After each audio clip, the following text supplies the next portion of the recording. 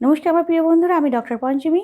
আজকে কানের জন্য একটি ড্রপের কথা বলবো, যে ড্রপটি ব্যবহার করলে যদি আপনার কানের মধ্যে কোনো ময়লা জমে গেছে বা কানের ভেতরে প্রচণ্ড ব্যথা করছে বা দপদপ হচ্ছে, তাহলে আপনি এই ড্রপটি ব্যবহার করুন। অবশ্যই আমি আপনাদের বলবো যেন কান খোঁচাবেন না।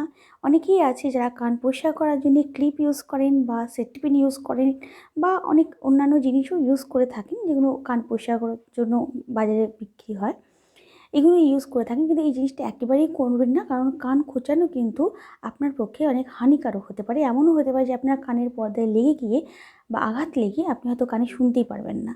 তো অবশ্যই এগুলি বন্ধ করুন। আমি যে ড্রপটি বলছি, যদি আপনার কান পরিষ্কার করার ইচ্ছা থাকে বা আপনার কানে প্রচণ্ড ব্যথা হচ্ছে বা দপদপ হচ্ছে, তাহলে এটি ব্যবহার করুন। এই ড্রপটির নাম হচ্ছে অটরিং ড্রপ। এটি যে কোনো হোমিওপ্যাথিতে আপনি অ্যাভেলেবেল পাবেন। এটি দিনে 2 বার 1 ফোঁটা করে কানের মধ্যে দেবেন। দেখবেন আপনার কানের ভেতরে যদি ময়লা জমে থাকে সেটাও বেরিয়ে আসবে এবং কানের যে ব্যথাটা হচ্ছিল সেটাও কমে যাবে। এবং যদি কারোর হঠাৎ করে কানে ঠান্ডা লেগে প্রচণ্ড কানে ব্যথা হয় বা কানের ভেতর যদি পুঁজ জমে থাকে, তাহলে অ্যাকোনাইট 30 পোটেন্সিতে ব্যবহার করুন। দিনে 3 বার 2 ফোঁটা করে। দেখবেন আপনার যে অসুবিধাটা হচ্ছে সেটা একেবারেই কমে যাবেন এবং একেবারেই আপনি সুস্থ হয়ে যাবেন।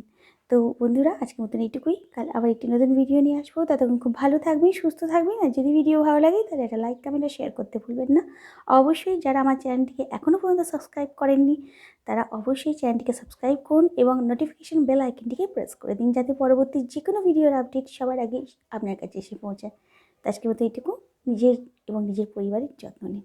নমস্কার।